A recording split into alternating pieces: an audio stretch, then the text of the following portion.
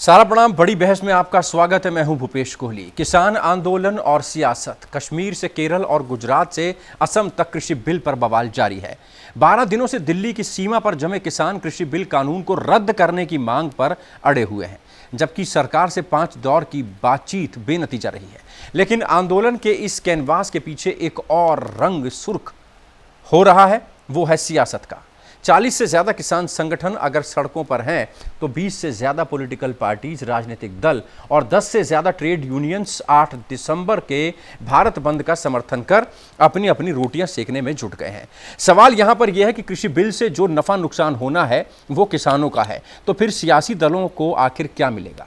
दरअसल सबकी अपनी अपनी वजह है। अपनी राजनीतिक जमीन बचाने की कोशिश में हर दल लगा हुआ है, और अपनी जमीन बचाने के लिए जमीन से जुड़े अन्नदाता के आंदोलन से भला शानदार मौका और कहां।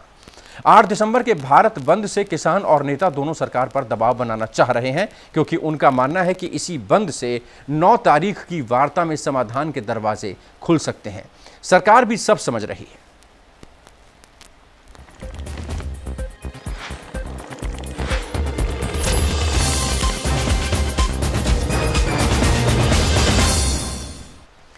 किसान अपने वजूद, खेत और अपनी मेहनत की कमाई के लिए बेमौसम सड़क पर है। सर्द रात के सितम के बाद भी वो खुले में बैठकर सरकार से आस लगाए हुए है कि शायद कृषि कानून में उसके भले की बात कर सरकार उसे राहत दिलाए और वो घर वापस चला जाए। लेकिन एक और तबका है जो चाहता है कि ना किसान माने और ना सरकार। यही तबका अपनी सियासी जमीन पर राजनीति की फसल चमका रहा है और किसानों से कह रहा है कि हम साथ साथ हैं। सिंधु बॉर्डर पर केजरीवाल की किसानों से मुलाकात और लखनऊ में अखिलेश यादव का हिरासत में लिया जाना, ममता बनर्जी की पश्चिम बंगाल से हुंकार और मायावती का ट्वीट के जरिए सहानुभूति दर्शाना उसी सियासत का हिस्सा है, जिसके तहत एनसीपी प्रमुख शरद पवार भी किसानों की मांग के लिए राष्ट्रपति का दरवाजा खटखटाने की बात करते हैं। आखिर कृषि बिल में बदलाव के लिए हुई बैठकों में विपक्षी दलों ने आपत्ति क्यों नहीं जताई, और अब भी वो कोई ऐसा रास्ता क्यों नहीं सुझा रहे जिससे किसान भी मान जाएं और सरकार भी संशोधन को तैयार हो जाए?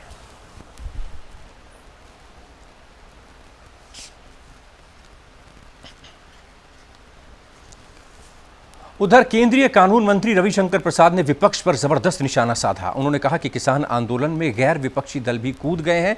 ये लगातार चुनाव हार रहे हैं, इसलिए सरकार के विरोध में खड़े हो जाते हैं और अपनी अतीत को भूलते हुए अपने वायदे भूल जाते हैं। रविशंकर प्रसाद ने आगे कहा, कांग्रेस ने कहा था कि 2014 के मैनिफेस्टो में एपीएमसी एक्ट को खत्म करेगी।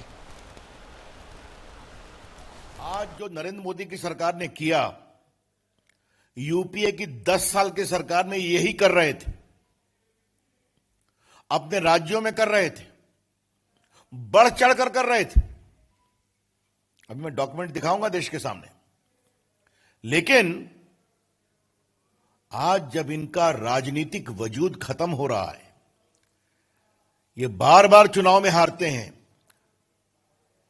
लोकसभा के चुनाव में, विधानसभा के चुनाव में, नगर निगम के चुनाव में, तो अपना वजूद, अस्तित्व बचाने के लिए किसी भी विरोधी आंदोलन में शामिल हो जाते हैं।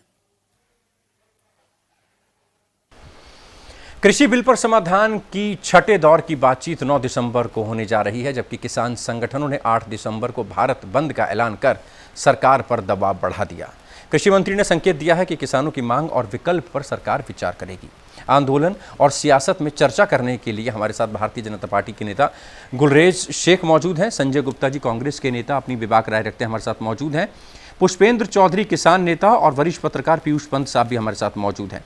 संजय जी, सबसे पहले शुरुआत आपसे। भारतीय जनता पार्टी ने विपक्षी दलों पर निशाना साधा है। आप लोगों का, तमाम पॉलिटिकल पार्टीज का वजूद खत्म हो रहा है, इसलिए आप किसी भी आंदोलन में अपनी उपस्थिति दर्ज कराते हैं। देखिए, मैं कहना चाहता हूं कि ये दरअसल कानून मंत्री नहीं है, गुमराह मंत्री हैं, गुमराह करने वाले मंत्री हैं। जबकि मैं ये कहना चाहता हूं कि इस देश के अंदर आज आप देखिए कि एक अडानी अंबानी का जो एम्पायर है, जिस तरीके से ईस्ट इंडिया कंपनी इस देश के अंदर थी आज़ादी से पहले, आज अडानी अंबानी का एम्पायर और उनका राज चल रहा है। और जिस तरह से अंग्रेजी शासन काम करता था ईस्ट इंडिया कंपनी के लिए, आज ये अडानी अंबानी के लिए भारतीय जनता पार्टी की सरकार काम कर रही है। और आप देखिए किस तरीके से उनके आदेश पर इतना देश का किसान आज सड़क के ऊपर है, मगर ये तानाशाह सरकार कोई जवाब देने के लिए, कोई बात करने के लिए, कोई कॉन्क्रीट हल निकालने के लिए तैयार नहीं है।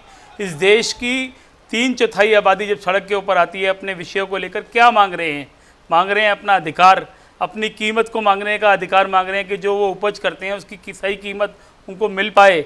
और उस अधिकार को लेने के लिए भी किस तरीके से सरकार का आज रवैया, आप देखिए कितनी ठंड के अंदर आज किसान सड़क के ऊपर बैठा है और ये बिल्कुल गैर संवेदनशील सरकार है, सुनना नहीं चाहती है, किस तरीके से उनको आज परेशान करके रखा है।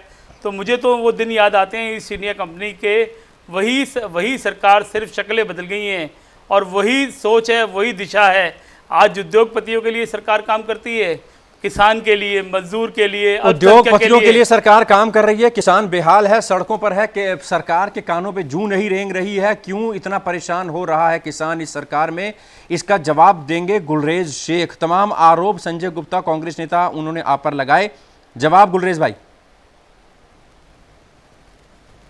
अभी भाषण सुना और उसमें कहीं भी किसान की बात नहीं थी, एक रेटरिक था, जैसा कि ये और इनके नेता श्रीमंत राहुल गांधी जी अपने चुनाव से पहले या ट्विटर पे बोलते रहे थे, तो वही रेटरिक था। इनको किसानों से रत्ती भराभर भी कोई मतलब नहीं, लेकिन इनको शर्म इस बात को लेकर आना चाहिए कि जो 2019 के चुनावी मैनिफेस्टो में लोकसभा के इन्होंने वादे किए थे, वह भारतीय जनता पार्टी जो रिफॉर्म लाई है उससे 2 कदम आगे बढ़कर इंटरनेशनल मार्केट तक खोलने की बात की थी। इनके मैनिफेस्टो में दर्ज वो बात है, लेकिन फिर भी यह जिसको कहते हैं कॉन्स्पिरेसी थ्योरीज फैलाना, वह काम कर रहे हैं। देखिए, आप सेक्शन 8 उठाकर देखेंगे यदि बिल का, तो उसमें बड़ा स्पष्टता यह लिखा हुआ है कि यदि कॉन्ट्रैक्ट फार्मिंग कर रहा है हमारा किसान भाई, तो उसकी जमीन पर जो कॉन्ट्रैक्ट कर रहा है वो उसकी जमीन को कभी नहीं ले सकता, वो बाकायदा प्रोटेक्शन एक्ट की तरफ से है। दूसरी बात उसमें क्या लिखा है कि जो भी कॉन्ट्रैक्ट होगा केवल उसकी जमीन की पैदावार से संबंधित होगा, ना कि किसान से संबंधित, ना किसान की जमीन से संबंधित। तो क्यों फिर ये मिथ्या प्रचार किया जा रहा है? भारतीय जनता पार्टी का जो लक्ष्य है, माननीय मोदी जी का लक्ष्य है किसान की आमदनी को दुगना करना, तो आप उसके लिए लगातार काम करते जा रहे हैं। आप देखिए कि हमने जो नेशनल एग्रीकल्चर मार्केट खोला, उसमें कितने किसानों ने ऑनलाइन अपने आप को पंजीयन करवाया है काम करने के लिए। उसमें अभी तक लगभग 1,15,00,000 किसानों ने इसके अंदर पंजीयन, 1,68,00,000 किसानों ने पंजीयन करवाया। चलिए, भारतीय जनता पार्टी की तरफ से, सरकार की तरफ से अपनी पीठ थपथपाई जा रही है और ये कहा जा रहा है कि ये सारे काम किसानों की उन्नति के लिए, किसानों की तरक्की के लिए, किसानों की आय दोगुनी करने के लिए किया जा रहा है और सरकार, कांग्रेस अपने शासनकाल में ये सब नहीं कर पाई है, इसलिए कांग्रेस को थोड़ी जलन भी हो रही है और सरकार के कामों में अड़चने वो लगा रही है। किसान नेता पुष्पेंद्र चौधरी हमारे साथ मौजूद हैं। पुष्पेंद्र जी, इत्तेफाक रखते हैं आप भारतीय जनता पार्टी के प्रवक्ता नेता की बातों से, और क्या लगता है आपको कि ये जो किसान के जो 3 नए बिल हैं कृषि के, किस तरीके की आगे की लड़ाई अब किसान लड़ेंगे और भारत बंद से क्या हासिल? देखिए भूपेश जी, हो पक्ष हो विपक्ष हो, पार्टियां और कल्चर इकोनॉमिस्ट ये चाहते थे कि जो एग्जिस्टिंग मंडी व्यवस्था है उसमें कुछ ना कुछ सुधार हो, कृषि क्षेत्र में सुधार हो। यहाँ तक सब सहमत है, इसमें कोई दिक्कत वाली बात नहीं है। अब वो पुराने कागज लाके दिखा रहे हैं तो इनको जवाब नहीं बन पा रहा है। मैं इसकी राजनीति में लेकिन जाना नहीं चाहता। मैं केवल ये कहना चाहता हूँ कि अब जो ये बिल लाए हैं उसमें वास्तविक मंशा जो थी, उसके अलावा कुछ चीजें कमी छूट गई थी, वो चीजें हमने इनको बताई। और उसमें से सबसे मेन मुद्दा ये था कि जिस प्रकार अब आपने ये कहा है, देखो आपके दर्शकों के लाभ के लिए बता दूं कि एक व्यवस्था मंडी की व्यवस्था है जहां पर एमएसपी लागू होती है एपीएमसी एक्ट के माध्यम से। दूसरी व्यवस्था आपने कहा है कि मंडी के अलावा भी हम अब किसानों को बाहर बेचने की अनुमति दे रहे हैं, तो उसमें भी हमने ये निवेदन किया है कि आप एमएसपी को बाध्यकारी बना दीजिए, मैंडेटरी बना दीजिए। यही सबसे बड़ा पेच है जो फंसा हुआ है, इसको ये करने को तैयार नहीं है। जब हम कहते हैं एमएसपी की व्यवस्था, तो बोला एमएसपी की व्यवस्था लागू रहेगी, कहाँ लागू रहेगी? मंडी में। मंडी के बाहर की बात हो रही है भाई। बाहर यदि एमएसपी की व्यवस्था आप लागू कर दें तो इस आंदोलन में से 60-70% जो है, जो दिक्कत है वो समाप्त हो जाएगी, हल हो जाएगा। और बाकी छोटी छोटी चीजें, न्यायालय जाने का अधिकार हो, व्यापारियों का पंजीकरण हो, या पराली की समस्या, बिजली की समस्या, उन सब चीजों को बैठ करके हल किया जा सकता है। इस पर यदि कोई जवाब भाजपा के हमारे मित्र देना चाहें तो ठीक रहेगा। चलिए, आऊंगा आपके पास। पीयूष पंत, वरिष्ठ पत्रकार, हमारे साथ मौजूद हैं। पीयूष जी, निहित स्वार्थों के चंगुल से निकालना नए अवसरों को पैदा करना, नए अवसरों को किसानों के लिए तलाशना, किसानों की जमीन न बिके, न लीज पर जाए और न बंधक रहे। किसानों को भड़काया जा रहा है, बरगलाया जा रहा है सरकार की तरफ से। ये बयान इत्तेफाक रखते हैं आप? नहीं, देखिए, अगर ऐसा होता कि आप कितनों को भड़का देते, कितनों को मिसलीड करते, इतने जिस तादाद में जो है किसान पहुंचा है दिल्ली के बॉर्डर्स पे, तो ये अपने आप में दिखाता है। और जिस तरह से कि पंजाब हरियाणा से ही नहीं है, और भी देश के अन्य हिस्सों से भी किसान आ रहे हैं, वहाँ लगातार बढ़ते जा रहे हैं, तो ये दिखाता है कि कोई मिसलीड नहीं कर रहा है।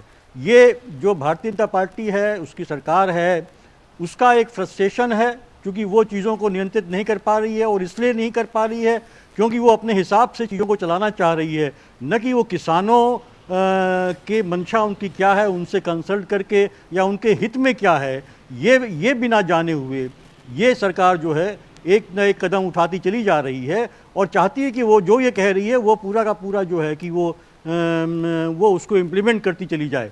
कोई उसकी आलोचना करे, कोई उसका विरोध करे, इनको उससे लेना देना नहीं है।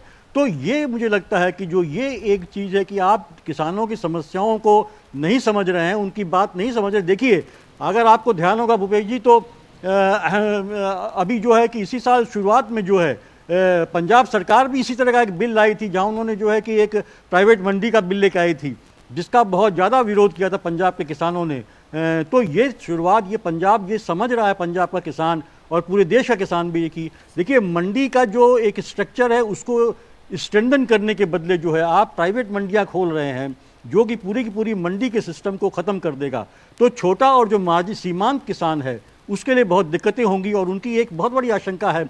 और 86% करीब जो किसान है वो सीमांत किसान है हमारे देश में, जो है वो लघु किसान है, वो मध्यम दर्जे किसान है, वो कहीं ना कहीं बर्बाद हो जाएगा। अगर सरकारी मंडियां नहीं होंगी तो उसको कहीं न कहीं कोई बेचने के लिए मिलेगा नहीं, और औने पौने दाम में जो है बड़ी बड़ी कंपनियां जो हैं इन किसानों से जो है खरीद लेंगी। आऊंगा पंत साहब, आऊंगा आपके पास आऊंगा वापस। संजय जी, जो काम सरकार अब कर रही है वो 10-12 साल पहले यूपीए सरकार कर रही थी, और आपके कार्यकाल के कृषि मंत्री शरद पवार ने वित्तीय सहयोग राज्यों को रोकने की धमकी तक दे डाली थी। भारतीय जनता पार्टी कागज भी दिखा रही है, इसका क्या जवाब है? जब आप सरकार में होते हैं तो यही काम करते हैं, और जब कोई दूसरी सरकार ये काम करती है तो आप अड़ंगा डालते हैं। भारतीय जनता पार्टी का सीधा आरोप। देखिए कोहली साहब, मैं बताना चाहता हूं कि जो वही तो मैंने कहा कि ये कानून मंत्री नहीं, ये गुमराह मंत्री हैं। आप मुझे बताइए, स्वामीनाथन आयोग का गठन क्या भारतीय जनता पार्टी ने किया? 2019 में राहुल गांधी ने मंडी एक्ट को खत्म करने की बात कही थी। सर मैं आ रहा हूँ, उसी पे आ रहा हूँ। दूसरी बात, मैं आपने जब कहा कि हमने काम नहीं किया या मनमोहन सिंह सरकार ने काम नहीं किया, मैं ये बता रहा हूँ कि एमएसपी का जो स्ट्रक्चर है क्या भारतीय जनता पार्टी ने बनाया? कांग्रेस ने बनाया ना। तो ये जिस तरह से कहना चाहते हैं कि विपक्षी काम नहीं करते और उनको देश विरोधी बना दिया जाता है। और राहुल गांधी जी ने जो कहा, उन्होंने सुधार की बात जरूर कही। उन्होंने कहा कि किसानों को बिठा के हमें समझना चाहिए कि जब वो किसान जो देश का अन्नदाता है और इतनी मेहनत करके जब उपज उगाता है तो उसके अंदर उसको ठीक से पैसे मिलें, उसकी जो समस्याएं हैं उसके मुंह से सुनना चाहिए। और बात आज राजनीति की नहीं है, कांग्रेस बीजेपी की नहीं है, किसी दल की नहीं है। आज बात है उस आबादी की जो इस देश के अंदर 75% है, जो इस देश का अन्नदाता है। हम कह रहे हैं हमें सुनने की जरूरत नहीं है, जबकि अधिकार तो लोकतंत्र में इस बात का भी है कि विरोधियों को सुनना चाहिए। मगर उससे बढ़ के मैं कहना चाहता हूं, देश के अन्नदाता को ये सरकार सुने ना। ये सरकार गूंगी बहरी हो गई है। उद्योगपतियों की दलाली करने का काम सीधा सीधा ये सरकारें कर रही हैं और उनको लाभ पहुंचाने का काम कर रही हैं। आप देखिए, देश का जीडीपी गिर रहा है, अडानी अंबानी की वेल्थ बढ़ रही है। क्यों? क्योंकि सरकार अपना काम छोड़ करके इनकी दलाली का काम कर रही है। और हम चाहते हैं किसानों को उनका अधिकार, उनको न्याय मिलना चाहिए। और पूरा देश, कोई एक पॉलिटिकल पार्टी नहीं, इस देश के अंदर तमाम लोग, भारतीय जनता पार्टी और आरएसएस, दो इन संस्थाओं को छोड़ करके पूरा देश एक मत है, चाहता है कि किसानों को उनका अधिकार मिले। और ये सरकार उनका अधिकार किसानों को दे नहीं रही है। ये सबसे बड़ी समस्या। और तरह तरह के इल्जाम दूसरे लोगों पर लगा रहे हैं जो इनकी बात से सहमत नहीं है।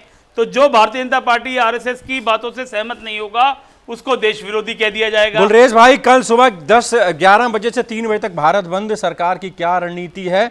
और साथ ही साथ दिल्ली में पंजाब के कांग्रेस सांसद किसानों के मुद्दे पर संसद पर धरने पर बैठ गए हैं, उनको कैसे मनाया जाएगा? संसद का शीतकालीन सत्र जल्द से जल्द बुलाया जाए और इस मुद्दे पर बातचीत हो। ये डिमांड्स हैं उनकी, कितनी जायज़ डिमांड लगती है सरकार को, और आगे की रणनीति सरकार की क्या कल के भारत बंद को देखते हुए? देखिए भूपेश भाई, भारत बंद हो या फिर सांसदों का धरना प्रदर्शन हो, सबको अधिकार है लोकतंत्र में अपनी राय रखने का, विरोध प्रदर्शन करने का, अनटिल एंड अनलेस कि कोई कुछ पब्लिक प्रॉपर्टी को हानि नहीं पहुंचाए, कोई हिंसा के पथ पर नहीं जाए। तो सरकार की प्रायोरिटीज यही है कि कोई भी ऐसी स्थिति नहीं बने जिसमें हिंसा हो या अप्रिय घटना हो। बाकी तो सबको अपनी वॉइस रखने का अधिकार हमारा संविधान देता है, हम गारंटी देते हैं उस चीज की, सबको अधिकार है, वो उसको उपयोग कर रहे हैं। अभी संजय जी ने बहुत सारी बातें झूठ बोली, तो बार बार जो मंत्री जी के विषय में भी झूठ बोल रहे हैं, वो पेपर दिखा रहे हैं, वो कागज दिखा रहे हैं कि उसमें शरद पवार ने क्या बोला। हम आपको दिखा रहे हैं कि आपके जो मैनिफेस्टो था उसमें क्या था। आप पेपर को नहीं झुटलाते, हमको झुटलाते रहे हैं। आप थोड़ा बोल लेंगे संजय जी, मुझे जब वो मुख्यमंत्री थे क्या बयान दिया था इसी कृषि बिल के ऊपर? सुषमा स्वराज जी ने क्या बिल दिया था? अरुण जेटली जी ने क्या बयान दिया था? आपको याद है संसद के पटल पर क्या कहा था उन्होंने? आज आप किस तरह से कानून बना रहे हैं उद्योगपतियों के लिए, और आपके क्या विचार थे? आपने विरोध किया था कांग्रेस की सरकार का, ये भी याद कर लीजिए। कंट्रोल करें, मैं खामोश हूं। चलिए पुष्पेंद्र जी के पास चलूंगा। गुलरेज भाई आऊँगा, बीच में आपकी आवाज़ कटी, आपकी बात कटी, आपको थोड़ा वक्त दूंगा। पुष्पेंद्र चौधरी किसान नेता हमारे साथ मौजूद हैं। पुष्पेंद्र जी, कल 11 बजे से लेकर 3 बजे तक भारत बंद रहेगा। कई ट्रेड यूनियंस, कई पॉलिटिकल पार्टीज, बड़ी तादाद में किसान जो हैं इसमें लगे हुए हैं कि भारत बंद सफल हो। क्या लगता है आपको, कितना फर्क पड़ेगा और सरकार पर दबाव बनाने में आप कितना कामयाब हो पाएंगे? देखिए, पूरे देश का किसानों के साथ मांग पर जो है अड़िग है, और चाहे वो यहाँ इतने संख्या में इकट्ठे ना हुए हों। अब इसके बाद यानी 9 तारीख के बाद यदि 9 तारीख को भी वार्ता विफल होती है, जो ना हो, मैं आशा करता हूँ सरकार भी कुछ जो है 2-4 कदम आगे बढ़े, उसके बाद एक बहुत ही ज्यादा बड़ी भीड़ दिल्ली के चारों तरफ आने की संभावना है। मैं आपको बता रहा हूँ, सरकार को तत्काल इस बात को मान के इस आंदोलन को यहीं समाप्त करवा देना चाहिए। ये आप ही के लोग हैं, सरकार भी चुनी हुई है, इसमें बार बार आंदोलन लंबा खींचना आपके लिए ठीक नहीं रहेगा। आप मांगों को तसल्ली से मान के इस बात को खत्म कर दें। बिना पूछे आप पहले इनको ले आए, अब चलो ठीक है ले आए, जैसा भी किया, अब जो किसान कह रहा है उसको मान के इसको खत्म कर देने में ही सबकी भलाई है।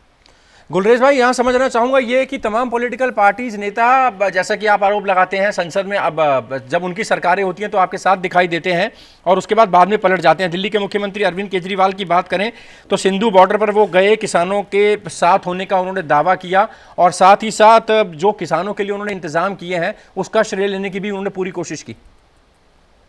भूपेश जी, मैं उम्मीद करता हूं कि सब कर्टसी दिखाएंगे, बीच में इंटरप्ट नहीं करेंगे।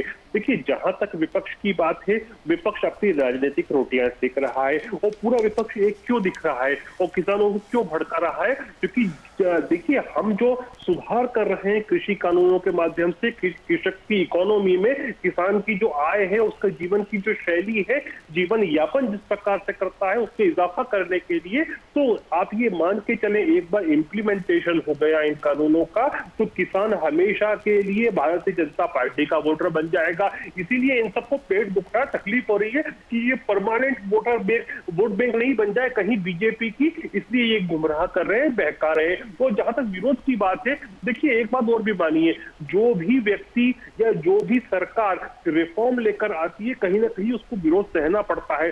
हमारी सरकार नहीं थी, कांग्रेस की सरकार थी, पीवी नरसिम्हा राव की सरकार थी 1991 में, जब एलपीजी रिफॉर्म्स लाए इकोनॉमी के, तब उनको कांग्रेस का अंदर से भी विरोध सहना पड़ा।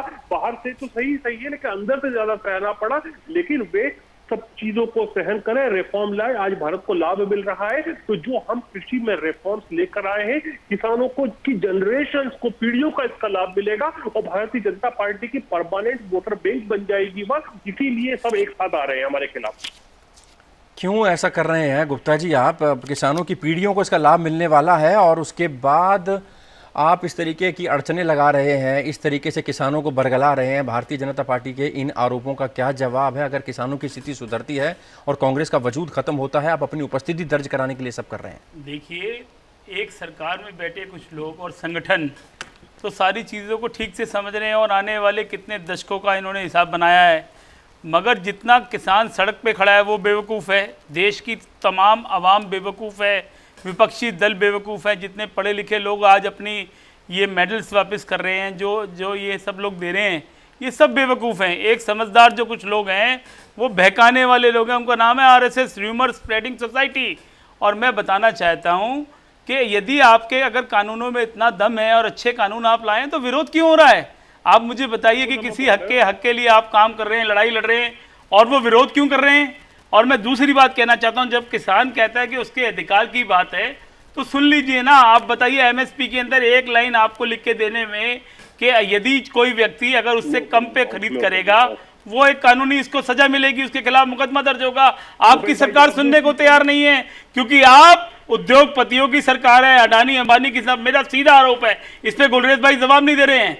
मैं ये पूछना चाहता हूं कि क्या आपकी सरकार उसके एजेंट के तौर पे काम करना चाहती है? गुलरेज भाई, आपकी सरकार तो एजेंट के तौर पर काम करती है, उद्योगपतियों को फायदा पहुंचाती है, तमाम बड़े आरोप। जल्दी से जल्दी जवाब दीजिए, अगले 30 सेकंड। इस प्रकार के आरोप लगाना और बदतमीजी करना कांग्रेस पार्टी का चरित्र है। लेकिन आप जो एक बात पूछ रहे हैं ना कि मंदसौर याद है दे रहे इसलिए नहीं लिख के दे रहे, सुन लीजिए थोड़ा सुनना। मैं मंदसौर पूछ रहा हूँ, याद है आपको भाई साहब? जरा क्षमा चाहते हुए जवाब ले सर। संजय जी जवाब नहीं, मैं जवाब ले रहा हूँ सर। मंदसौर भी याद है क्या? ये पूछ रहा हूँ। और हमारे बीच में पीयूष जी भी है जो कि वरिष्ठ पत्रकार है। 3 तरह की लिस्ट होती है, स्टेट लिस्ट होती है, सेंट्रल लिस्ट होती है, कॉन्करेंट लिस्ट होती है। अब एग्रीकल्चर जो होता है वो स्टेट लिस्ट में आता है, स्टेट सब्जेक्ट होता है। क्या कॉन्स्टिट्यूशनली भी केंद्र सरकार एमएसपी को उसमें जोड़ सकती है? नहीं जोड़ सकती, क्योंकि हमारे अधिकार क्षेत्र से बाहर होता है। लेकिन हाँ, मंडी में जारी रहेगा, इस बात की गारंटी प्रधानमंत्री दे रहे हैं। इससे ज्यादा क्या चाहिए? पंत साहब हमारे साथ मौजूद हैं। कंक्लूड आपसे करूंगा। पंत साहब, समझना चाहूंगा कल के भारत बंद का सरकार पर कितना दबाव बन रहा होगा, और क्या लगता है आने वाले 24-48 घंटे में ये लॉक टूटेगा, किसान अपने घरों को जाएंगे, कुछ आश्वासन उनको मिलेगा, ठोस आश्वासन सरकार की तरफ से? नहीं, देखिए, बंद का असर तो निश्चित रूप से पड़ेगा, क्योंकि उसमें बहुत से संगठन शामिल हैं, बहुत सी राजनीतिक दल शामिल हैं। तो निश्चित रूप से ये भारत बंद सफल होने जा रहा है, मुझे ऐसा लगता है। उसका तो दबाव है, और दबाव अभी सरकार महसूस कर रही है। इसीलिए कृषि मंत्री ने कहा भी, अमेंडमेंट की बात करी है। जो सरकार एकदम कुछ तैयार नहीं थी बातचीत करने के लिए, वो लगातार बात कर रही है, और लगातार उन्होंने अमेंडमेंट की बात भी करी है। लेकिन वहीं पे जो किसान हैं वो तो इस बिल को वापस लेना के लिए बात कर रहे हैं, इस कानून को। तो मुझे नहीं लगता कि वो टस से मस होंगे। अभी भी सरकार को कुछ न कुछ रास्ता लेना पड़ेगा, और निश्चित रूप से चूंकि विंटर सेशन पार्लियामेंट का नज़दीक है, हालांकि सरकार ने कहा था कि इस बार नहीं होगा कोविड के चलते, लेकिन सरकार ने इसके पहले भी लिया था जिसमें इन्होंने कानून इसको बनाया था। तो निश्चित रूप से ये दबाव इनके ऊपर होगा कहीं ना कहीं। मुझे लगता है विंटर सेशन इनको बुलाना पड़ेगा, उसमें इस कानून को वापस लेने की इनको प्रक्रिया शुरू करनी पड़ेगी, क्योंकि लगातार दबाव बढ़ता चला जा रहा है। और ये सिर्फ एक राजनीतिक मुद्दा नहीं है, ये किसानों का असली मुद्दा है। किसानों को परेशान कर रहा है ये मुद्दा बहुत समय से, क्योंकि देखिए, यही लैंड जो लैंड कानून था, उसको लेकर भी जब नरेंद्र मोदी सरकार आई थी उसका विरोध हुआ था, उनको वापस लेना पड़ा था। इसी तरह मनमोहन सिंह की सरकार ने भी कोशिश करी थी कि उसको डाइल्यूट करने के लिए, उसका भी विरोध हुआ था, उनको वापस लेना पड़ा था। तो ये ज़मीन और उससे जुड़ा जो कृषि है, ये बहुत महत्वपूर्ण मुद्दे हैं, और ये जीवन यापन के मुद्दे हैं। पुष्पेंद्र चौधरी हमारे साथ मौजूद हैं। चौधरी साहब, समझना चाहेंगे आपसे, कितनी लंबी लड़ाई लड़ने को तैयार किसान? अगर 8 तारीख, 9 तारीख, 10 तारीख तक अगर कोई हल नहीं निकल पाता है तो आगे की रणनीति क्या रहेगी? देखिए भूपेश जी, नाबार्ड की रिपोर्ट के अनुसार किसानों की औसत आय है 6,500 रुपए है, जिसके लिए दोनों सरकारें, चाहे कांग्रेस की हो भाजपा की हो, सब जिम्मेदार है। 70 साल का शासन जो है।